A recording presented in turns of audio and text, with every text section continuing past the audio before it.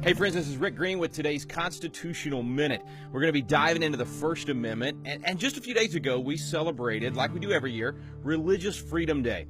We do that on the anniversary of the 1786 passage of Thomas Jefferson's Virginia Statute of Religious Freedom.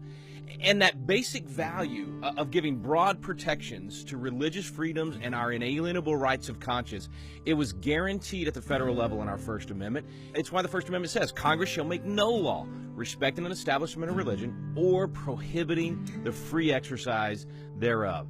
That right to hold specific religious beliefs and then act on them, behave and live and work in accordance with those beliefs, that's what our First Amendment protects.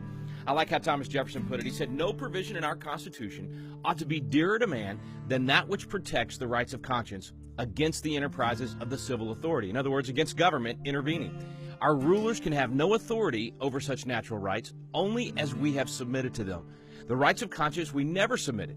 We could not submit. We're answerable for them only to our God. James Madison also said, "Government is instituted to protect property of every sort. Conscience is the most sacred of all property." But just look at what the courts have done to this sacred principle in just the last few decades. The rights of conscience have been reduced primarily to the right of religious expression, basically worship service on the weekend, which is a significant narrowing of the original intent of this provision in our Constitution. The court, basically acting like legislators, created out of thin air this thing we call the Lemon Test. And it protects religious expression, but only if that religious expression serves a secular purpose and a motivation. That makes our rights of conscience basically irrelevant.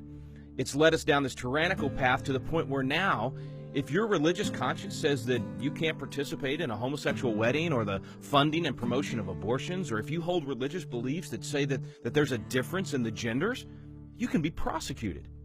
In America, it's time for us to remember that the foundation of all of our religious liberties is the right of religious conscience and to act on that conscience.